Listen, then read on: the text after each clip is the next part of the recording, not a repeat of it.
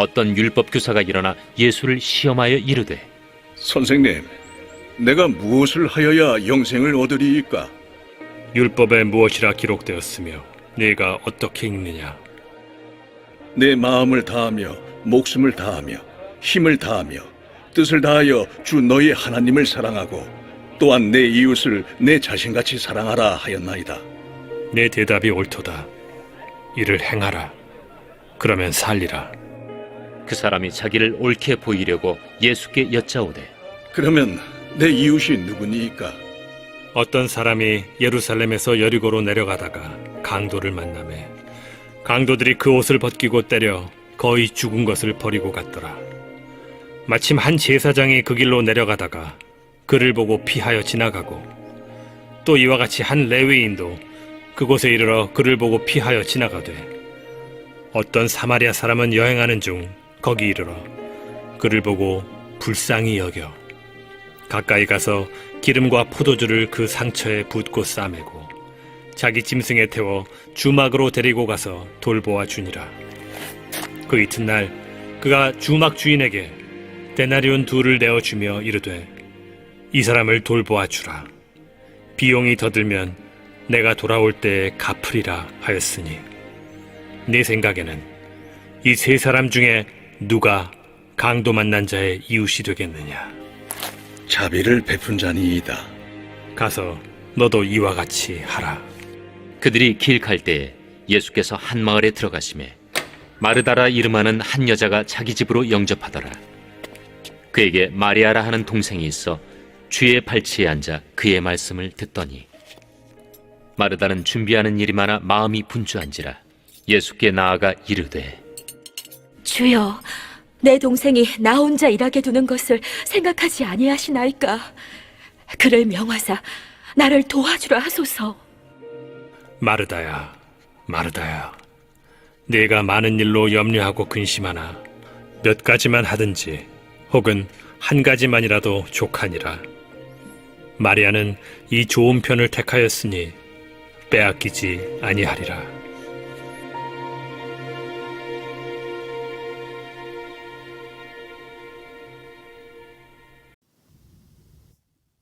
오늘 본문 말씀은 선한 사마리아인 비유가 들어있는 말씀입니다. 제가 주일에도 잠깐 언급했지만 오늘 조금 더 깊이 이 부분 묵상하기 원합니다. 선한 사마리아인 비유를 보면 강도 만난 자가 나옵니다. 강도를 만나서 모든 것 뺏기고 거의 죽게 되었습니다. 예수님께서 이 강도 만난 자의 이야기를 들려주시면서 이 질문하십니다. 우리에게도 들려주는 질문이신데요. 36절입니다. 내 생각에는 이 세 사람 중에 누가 강도 만난 자의 이웃이 되겠느냐. 이 질문을 다른 표현을 빌려서 다시 질문한다면 이런 내용입니다. 누가 이 세상에 꼭 필요한 존재이겠는가? 왜 이렇게 바꿔서 표현할 수 있냐면요. 이 세상이 강도 만난 자의 그 고통과 고뇌와 신음으로 가득 찬 세상이기 때문입니다. 저 세상에는 강도 만난 자가 없습니다. 저 세상, 저 천국에는 강도 만난 자가 없어요. 그래서 그런 이웃이 필요 없습니다. 저 세상, 천국은 사자와 어린 양이 함께 뛰노는 것입니다. 강도 만난 자가 있을 수가 없죠. 그러나 이 세상은 강도 만난 자들이 많을 수밖에 없는 곳입니다. 악이 있고 죄악이 있는 곳이기 때문에. 그래서 사자들이 어린 양들을, 약자들을 괴롭히는 곳입니다. 강도 만날 수 있죠. 힘 있는 자가, 권세 있는 자가, 돈 있는 자가 누군가를 억압하고 또 무너뜨릴 수 있는 곳이 이 세상입니다. 정도의 차이가 있지 많은 사람들이 이런 강도 만난 자의 모습으로 살아갑니다. 크게 강도 받은 자가 있고요. 작게 강도 받은 자가 있습니다. 그렇기 때문에 여러분, 이 세상에 정말 필요한 존재는 이 강도 만난 자의 이웃이 되는 사람입니다. 이 세상에 정말 필요한 사람인 것이죠. 저는 저와 여러분이 이 세상에 필요한 존재가 되기 원합니다. 수많은 강도 받은 자들의 이웃이 되는 존재가 되기 원합니다. 왜냐하면 그게 바로 하나님께서 원하시는 이 세상에 필요한 빛과 소금 같은 존재이기 때문입니다. 자, 누가 강도 맞은 자의 참된 이웃인가? 누가 세상에 필요한 이웃인가? 존재인가? 충격적인 답을 주님께서 제시하시죠. 세 사람을 등장시키는데 그중 두 사람은 제사장과 레위인입니다. 그러니까 주님을 믿는다고 하는 그 최정점에 서 있는 사람들이죠. 그런데 이 사람들은 강도 만난 자에게 전혀 도움이 되지 못하는 존재라는 것을 주님께서 말씀하십니다. 강도 만난 자를 보고 피하여 지나갔다. 두 사람 모두에게 해당되는 표현을 쓰고 있습니다. 31절, 마침 한 제사장이 그 길로 내려가다가 그를 보고 피하여 지나가고, 또 32절, 레위인도 마찬가지입니다. 그를 보고 피하여 지나갔다. 피하여 지나간 데에는 이유가 있을 것입니다. 먼저는 율법 때문이죠. 거의 죽게 되었다고 했습니다. 근데 죽은 시체를 만지면 부정하니까 나는 율법을 지켜야 돼. 정당한 이유라고 할 수 있죠. 또 하나, 이들은 예배 인도자입니다. 강도 만난 자를 돕는 것보다 더 중요한 종교적인 행위, 예배 의식, 그것을 위해서 지나가는 것이죠. 또 하나는 그냥 긍휼함이 없기 때문에, 내 일이 아니기 때문에. 여러분 보십시오. 이들은 정말 종교적으로 존경받는 사람들이었습니다. 율법 잘 지키는 사람이었습니다. 예배 잘 드리는 사람이었습니다. 전형적인 교회 안에 신앙생활 열심히 하는 하나님의 사람들이었습니다. 그런데 이게 충격적인 것이죠. 정작 교회에는 필요한 존재일지 모르나 세상에는 필요한 이웃이 되지 못하는 그런 모습. 그 당시 유대교회 또 종교인들의 모습을 고발하신 것입니다. 대부분의 제사장과 레위인들이 그러했다라는 것입니다. 대부분의 제사를 드리며 살아가는 유대인들, 예루살렘 성전에 있는 사람들이 그러하였다라는 것이죠. 주님께서 정확하게 고발하시는 것입니다. 성전 안에서는 제사 의식을 위해서는 필요한 존재일지 몰라도 세상에는 전혀 유익이 되지 못하는 존재가 제사장과 유대인이었다. 레위인이었다. 이렇게 말씀하시는 것입니다. 이 강도 맞은 자에게 정말 필요한 이웃은 바로 사마리아인. 이 사마리아인은 이방인이었습니다. 이방인처럼 취급받았습니다. 개처럼 취급받았습니다. 그런데 이 사마리아인은 실제로 돕습니다. 33절, 어떤 사마리아 사람은 여행하는 중 거기 이르러 그를 보고 불쌍히 여겼다. 그래서 자기에 있는 것들을 꺼내서 아낌없이 도와주었습니다. 여러분, 실제적으로 강도 맞은 자에게 필요한 존재, 그 생명을 살리는 일에 쓰임받은 존재는 바로 이 사마리아인이었던 것이죠. 여러분, 제가 이 본문의 이야기를 보면서 얼마나 저 자신을 돌아보는지 모릅니다. 또 회개하는지 모릅니다. 주님께서 똑같이 저에게 이런 질문 하실 거거든요. 야, 성아야, 네 생각에는 이 세 사람 중에 누가 강도 만난 자의 이웃이 되겠느냐? 누가 정말 세상에 필요한 자가 되겠느냐? 성아야, 너는 이 세 사람 중에 어떤 지금 길을 걷고 있는 인생이니? 이렇게 질문하시는 것 같습니다. 이런 주님 앞에서의 결단과 소망을 다시 한번 갖게 됩니다. 주님, 제가 목회의 길을 걷고 교회 안에서 설교하고 예배하는 자이지만 사마리아인 같은 그런 목회자 되기 원합니다. 교회 안에서는 인정받고 설교나 사역적인 거나 예배 의식을 치러가는 데는 프로페셔널 하지만 정작 정말 이 세상에 필요한 수많은 강도 만난 자들에게 도움과 또 섬김을 주지 못하는 그런 목회자가 되지 않기 원합니다. 종교인으로 전락하는 그런 목회자 되지 않기 원합니다. 여러분, 이게 제 마음 가운데 얼마나 깊이 박히고 또 저의 목회의 방향성을 다시 한번 정하게 만드는 말씀인지 모릅니다. 저에게뿐만 아니라 여러분에게도 적용되기 원합니다. 여러분, 이런 신앙인 되십시오. 제사장 같은 레위인 같은 그런 신앙인이 아니라 교회 안에서만 인정받고 교회 안에서만 영향을 끼치는 그런 존재가 아니라 정말 강도 만난 자들의 이웃이 될 수 있는, 사랑과 섬김으로 그들을 긍휼히 여겨 살아있는 사랑의 섬김을 감당할 수 있는 그런 사마리아인 같은 신앙인, 그런 신앙인이 저와 여러분 되길 바랍니다. 왜요? 이 사람이 진정한 강도 만난 자의 이웃이니까. 이 사람이 정말 이 세상에 필요한 존재이니까요. 이 사람이 진정한 이 세상의 빛과 소금이 되는 하나님의 영광의 빛을 바라는 존재이기 때문입니다. 저는 선한 사마리아인을 보면서 이 말씀 떠올랐습니다. 요한 1서 3장 18절인가요?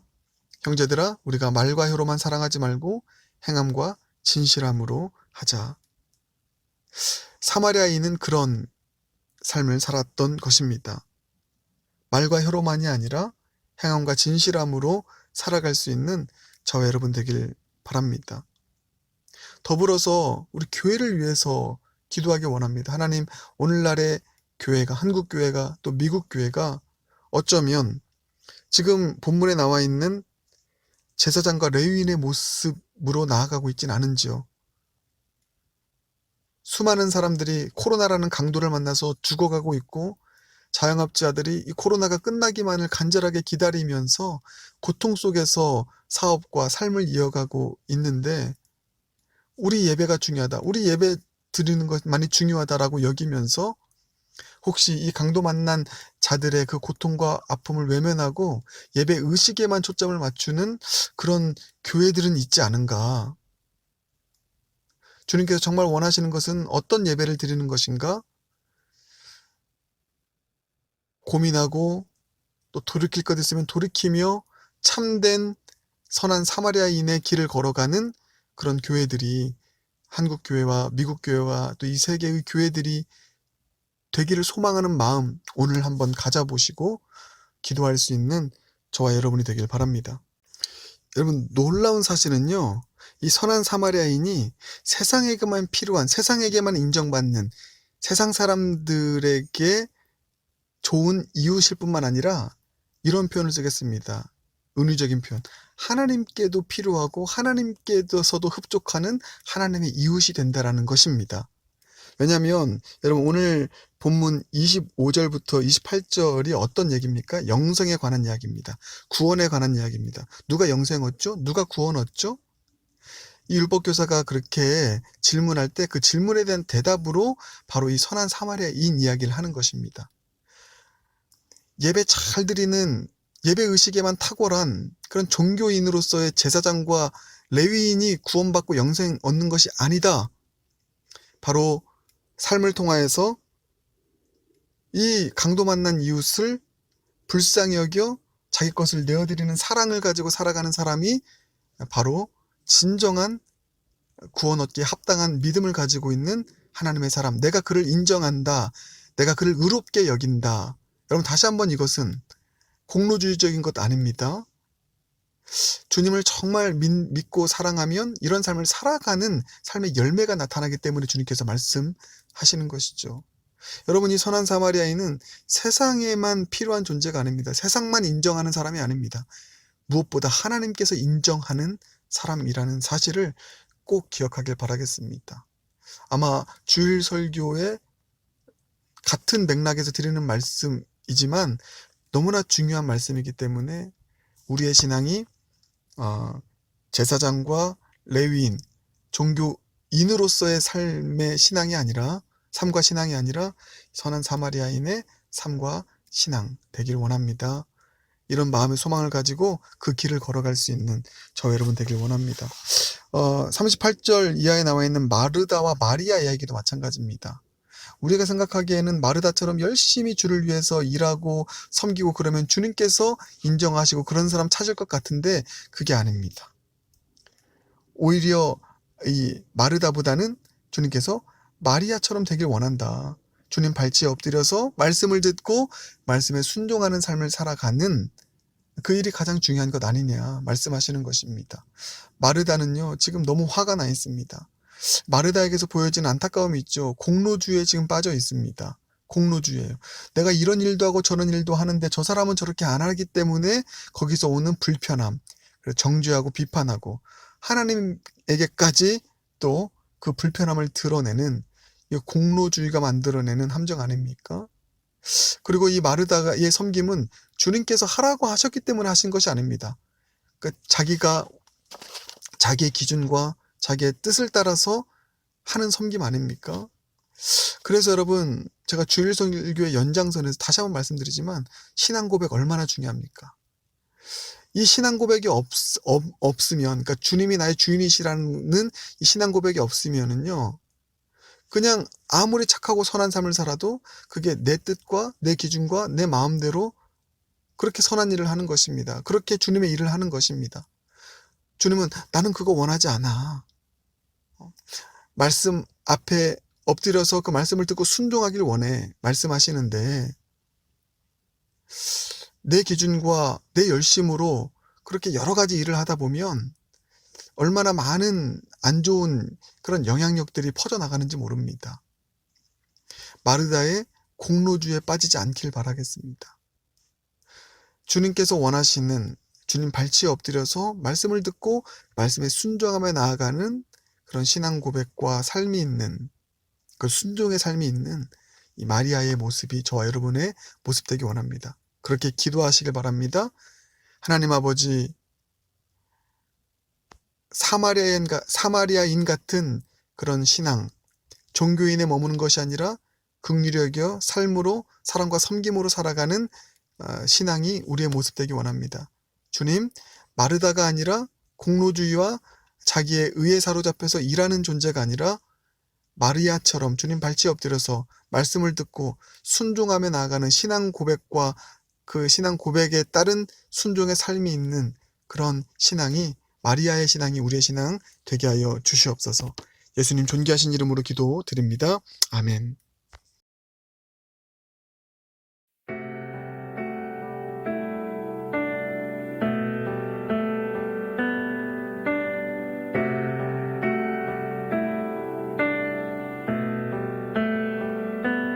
보여지는 예배 아니 마음으로 드리는 예배, 노래하는 찬양보다 삶으로 고백되는 예배,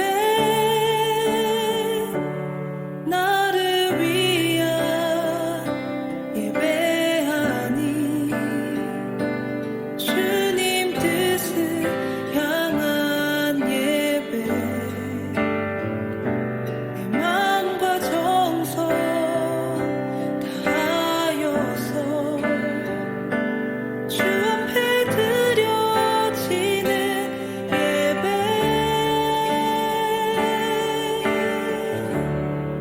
주 앞에 엎드려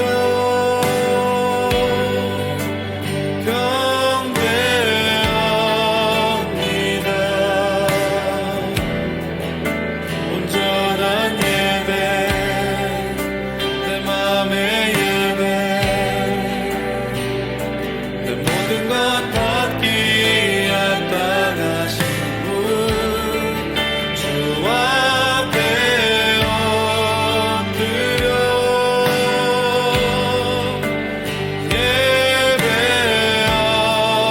예배합니다. 나의 모든 삶, 나의 모든 뜻, 말씀 앞에 순종하는 삶의 예배 드리기 원하네.